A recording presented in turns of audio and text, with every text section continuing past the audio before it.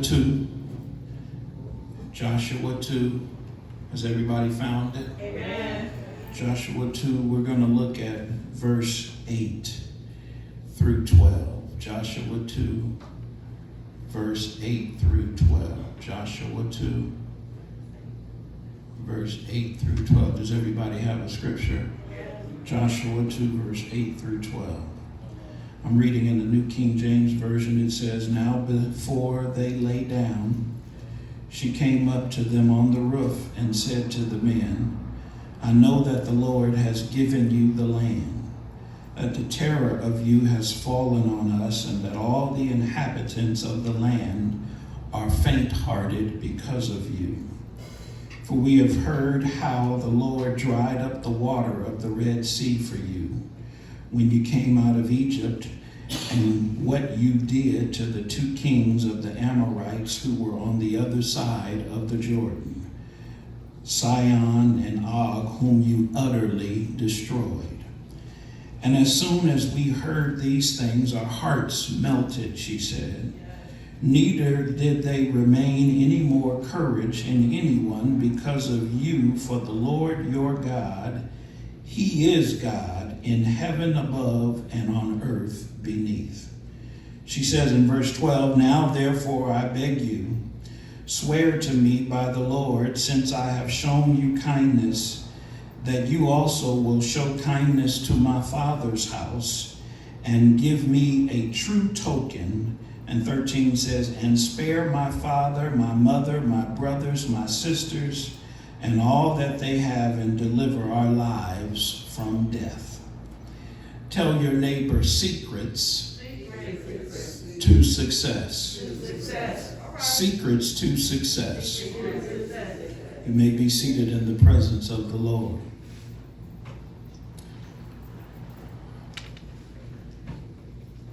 She says, "Tell me the secrets to your success." Have you ever wanted to meet someone you greatly admire? I'm saying a favorite musician, preacher, teacher, business leader, doctor, or lawyer that you always wanted to be like. And you saw them rise from a small town person to a larger than life figure. And you wanted to know what made them tick. I'm saying, what was their secret sauce? And what was their secrets to their success? Right. And what if that person perhaps was Warren Buffett or Oprah Winfrey, Elon Musk, Gladys Knight, Johnny Cochran, Kobe Bryant, Serena Williams, or Melody Hobson? What would you ask them? What would you want to know from them? Like, how did you get started, and when did you know that you were destined for greatness? Or what's been the secret to your success, your longevity, and your creativity? If you can imagine that, then you and I, we're right smack in the middle of this text. After 40 years of being in the wilderness following their triumphant exit from Egypt, Israel sent 2 spies into Jericho to spy out the promised land. And the last time spies were sent out of the Israeli camp, Moses was the leader, and 10 of the 12 spies believed that the Israelites could not overcome and overtake the giants in the land. But this time, so because of that, they failed to believe, and all of the adults in Israel died there in the desert over 40 years. But this time, now Israel is being led by Joshua, Moses' understudy, and the number of spies are fewer, and it's already well established what the Lord can do. So the Israeli spies entered into the highly secured city of Jericho, which was secured in at least 3 ways: its walls, its location, and its topography. Jericho was fortified by a double ring of walls the outer wall being 6 feet thick and the inner wall 12 feet thick. In fact, the inner wall was so thick that 2 chariots could ride side by side atop the wall. And between the 2 walls, houses set atop on timber for security and sanctuary.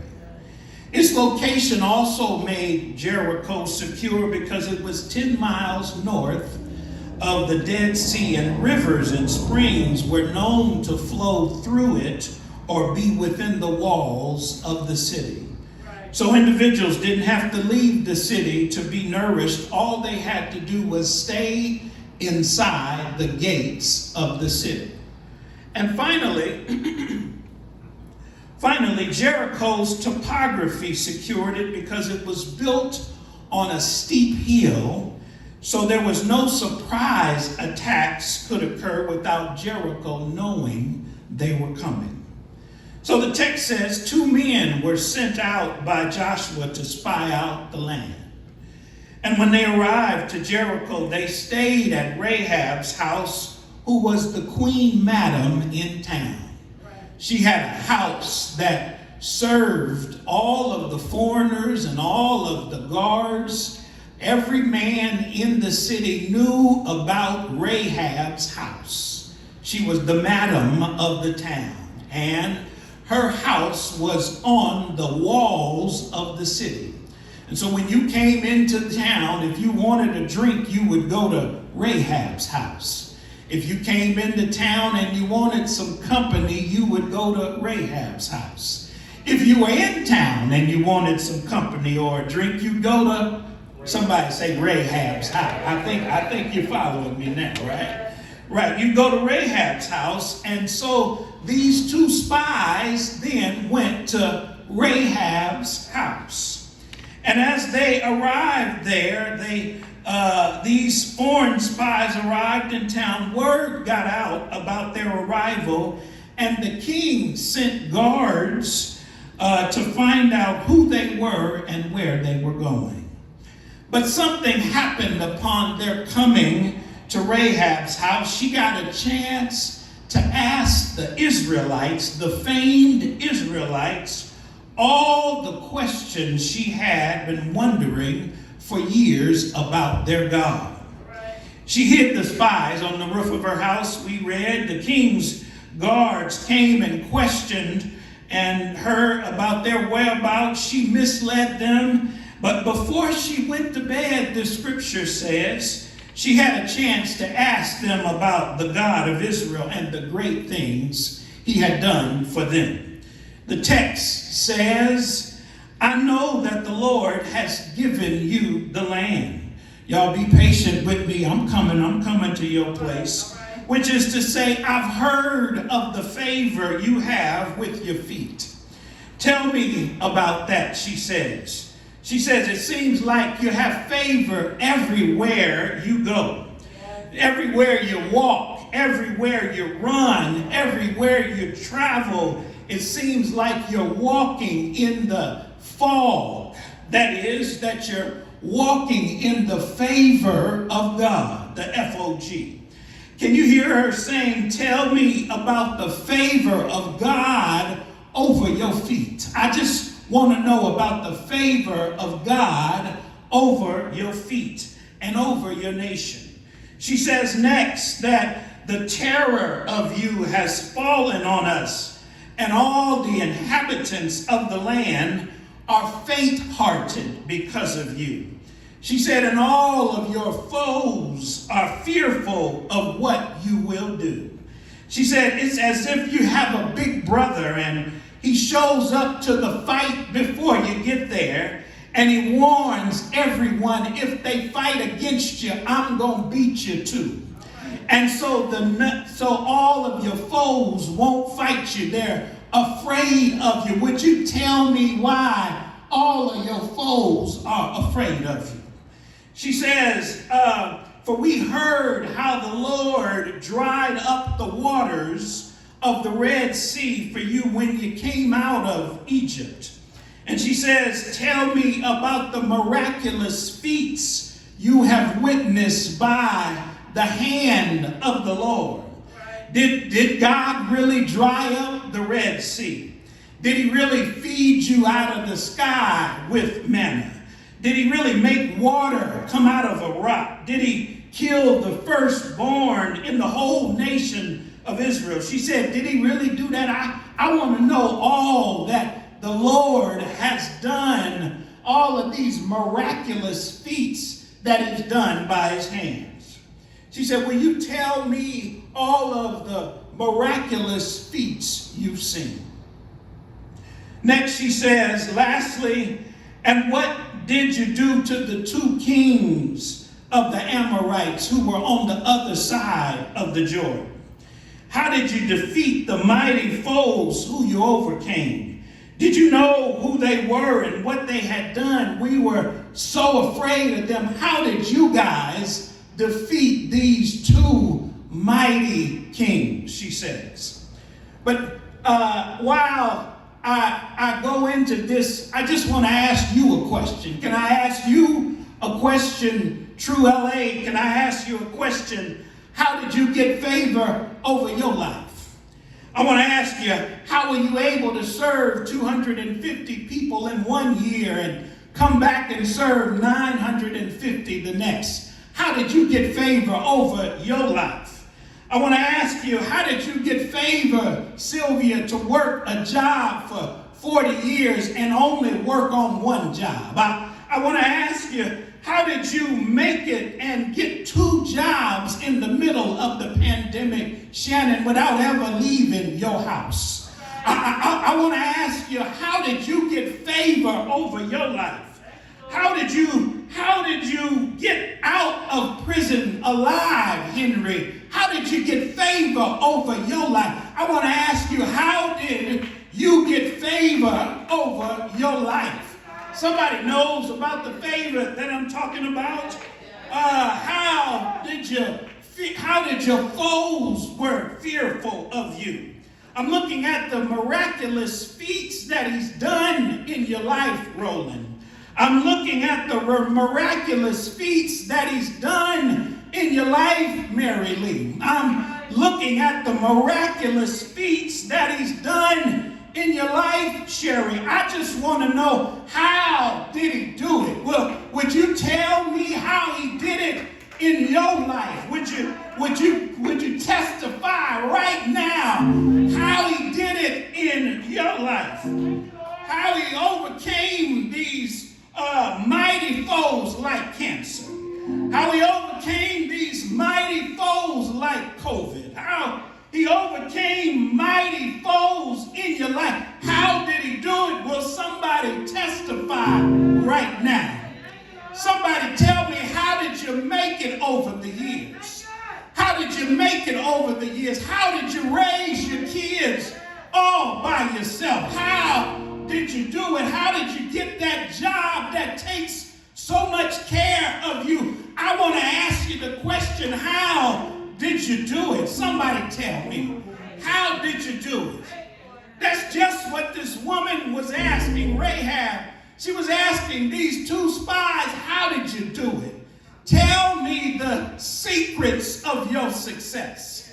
I want to know how you made it through the Red Sea. I want to know how you made it out of Egypt. I want to know why you got favor over your feet. I want to know how you had all of these miraculous feats happen in your life. Somebody tell me right now, how did you do it? Tell me the secrets to your success. Well, I hear the spies saying, Rahab, you don't have to be so worried. What he's done for others, he'll do for you. It ain't no secret what the Lord can do. What he's done for others, he'll do for you.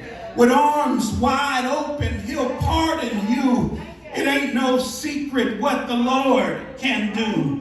They said, well, it starts with this word, this little word called faith. Somebody say faith. Faith the size of a mustard seed. That's all you need. Respond and say that with me. Faith the size of a mustard seed. That's all that you need. That's what the spies told her. Faith the size of a mustard seed. That's all that you need, Rahab. If you just have a little bit of faith. If you just have some confident expectation that God will make a way out of nowhere, that God will open doors when doors were shut in your face, that he'll open up windows and pour out blessings, that you don't have room enough to receive it. He said that if you just have a little faith, if you just believe in the God of the earth, if you just believe in the God of the sky, if you just believe in the God over the waters, he'll part waters for you. He'll pour out blessings for you. He'll open up doors for you. But all you need is faith the size of a mustard seed. That's all that you need. He said, what you got to do is have faith in his word. And what you mean his word? Well, he speaks to us and he keeps telling us that blessed is the man that walketh not in the counsel of the ungodly, that stands in the way of sinners, nor sits in the seat of the scornful. But his delight is in the law of the Lord. That's the word. And in his law does he meditate day and night. And he said that you'll have 7 blessings. You'll be like a tree. You'll be strong, planted. You'll be secure. By the rivers of water, you'll be sourced. The Lord will take care of you, and you'll bring it forth fruit. That means you have seeds. That means you'll be able to plant those seeds, and you'll be able to have things come up from what you planted. And you'll have your own season. Once you plant your seeds, you'll have a season that you'll reap your seeds. You'll reap what you sown. You'll reap what you worked out. You'll reap what you've given. You'll reap what you've done. He says you'll have your own season, and your leaf shall not wither. You'll be sustained, and whatsoever you do shall prosper. You'll be successful if you just trust in his word. You'll be successful if you have faith in his word. Let me tell you what his word told me. They said his word told us that every place that your sole of your foot will tread upon, I have given you. You want to know why I got favor over my feet? He said every place that you walk upon, I've given you. We got favor over our feet. He said that my word is the lamp unto my feet and the light unto my path. He said, my word will work in your life. He says, if you keep the word in your mouth, if you keep it going over it in your mind, and you keep it as a means of living your life, you will be successful. You will be prosperous. Well, where is that in the word, she asked. He says in Joshua 1:8, this book of the law shall not depart out of thy mouth, but you shall meditate in it day and night, that you may observe to do according to all that is written in it. For then you shall make your way prosperous, and then you shall have good success. He said, keep the word in your mouth. Keep it going over it in your mind, and make it a means by which you live. Then you'll be successful. Then you'll be prosperous. But you also have to have faith in his works. Well, what do you mean his works? For he tells us in Joshua 1:5, no man shall be able to stand before you all the days of your life. As I was with Moses, so shall I be with thee. I will not fail thee nor forsake thee. Well, does that mean I got to do something? No, they tell her. All you have to do is have faith in his works. He said, no man, he'll take care of the man, shall be able to stand before him. He says, I will not fail thee. I'll make sure that I'll give you power. He says, I'll make sure I'll give you prominence. He says, as I was with Moses, so shall I be with thee. I'll give you my presence. You don't need anything. You don't need to do anything to get my presence. You don't need anything to do anything to get my power. And then he says, I'll protect you. He says, if you do all of these things, if you have faith in his word, if you have faith in his works, you'll be able to see that you'll have secrets to success. Well, what do you mean? He said, no weapon formed against you shall prosper. He said, eye have not seen, nor ear hath heard, neither has it entered into the thought of man what God has in store for them that love him. He says, you'll be able to see things you didn't imagine. You'll be able to experience things you never thought of. You'll be able to do things you never dreamt of. And no weapon, they will be formed, but no weapon shall prosper. It may be shot at you, but it won't hit you. It may hit you, but it won't hurt you. He said, no weapon formed shall be able to prosper. No tongue shall rise against you. He said, I'll protect you. He said, if you just have faith in his word, if you just have faith in his works, if you just have faith in his will, you'll be successful. Folks will be coming up, how did you do it? How did you make it through? How did you make it over? How did you do it? How did you raise your kids by yourself? How did you get that job by yourself? How did you take care of your family by yourself? How did you take care of your parents, uncles, and aunties? I just had faith. Faith the size of a mustard seed. That's all that you need. Faith the size of a mustard seed. That's all that you need. Give the Lord a hand clap.